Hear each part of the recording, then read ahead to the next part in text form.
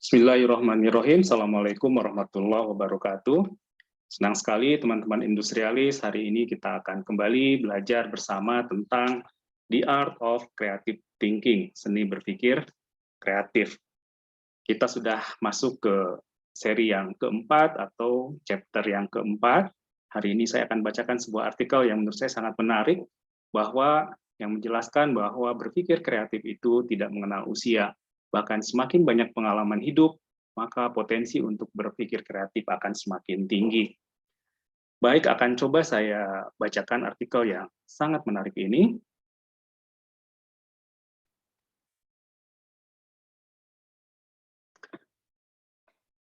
Menjadi tua tanpa tumbuh. Dibutuhkan waktu bertahun-tahun untuk membangun kemampuan memahami diri Anda sendiri, dunia di mana Anda tinggal, dan bidang keahlian Anda. Arsitek Zaha Hadid yang sangat terkenal tidak mendapatkan kehormatan internasional untuk desain yang unik dan memenangkan penghargaan sampai dia berumur lebih dari 50 tahun. Paul Cézanne mengadakan pertunjukan sendiri pada usia 56 tahun. Bahkan Alfred Hitchcock tidak sepenuhnya mengembangkan rasa tegang yang menjadi trademarknya setelah dia berusia 50 tahun. Begitu pula dengan Jane Austen, seorang novelis yang sangat terkenal dengan Pride and Prejudice, ternyata menerbitkan novel pertamanya setelah dia berusia 35 tahun. Dan begitu juga dengan karya Joseph Conrad yang pertama kali diterbitkan ketika dia berumur 37 tahun. Dan seorang ilmuwan yang legendaris Charles Darwin berumur 50 tahun ketika dia mencetuskan teori evolusi dalam On the Origin of Species yang terjual habis pada hari pertama dirilis. Artis Georgia O'Keeffe menghasilkan gambar yang luar biasa dari landscape Amerika dan lukisan alam. Dia sudah berumur 50 tahun ketika mulai mendapatkan perhatian. Dan setelah berumur 60 tahun dan 70 tahun, ketenarannya lambat laun semakin meningkat. Pamerannya yang paling penting di Whitney Museum of American Art tidak datang hingga tahun 1970 ketika dia berusia 80 tahun. Ini menetapkan dirinya sebagai salah satu pelukis paling signifikan di Amerika. Dia tidak menjadi tua dalam pikiran karena antusiasmenya tidak pernah berkurang. Pada usia 84 tahun, O'Keeffe menjadi muda kembali karena kehadiran seorang pengrajin tembikar berusia 26 tahun, Joan Hamilton.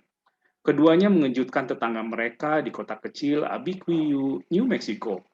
Dengan hubungan mereka, mereka mengabaikan ketenaran, berkeliling dunia bersama-sama, dan menyegarkan satu sama lain.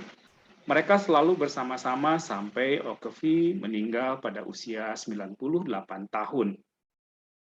Banyak pengusaha, koki, guru, penulis, dan seniman menghasilkan karya terbesar mereka ketika wawasan dan persepsi mereka semakin mendalam seiring bertumbuhnya usia.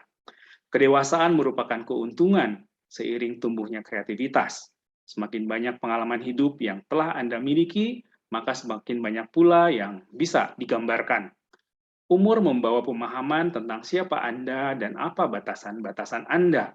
Kreativitas adalah tentang memiliki sesuatu untuk dikatakan. Seseorang yang kreatif tidak bisa menolak untuk menjadi tua, tetapi mereka dapat menolak untuk menjadi dewasa. Mereka mempertahankan sikap main-main anak sepanjang hidup mereka. Mereka memahami bahwa banyak hal yang terlalu serius untuk dianggap serius.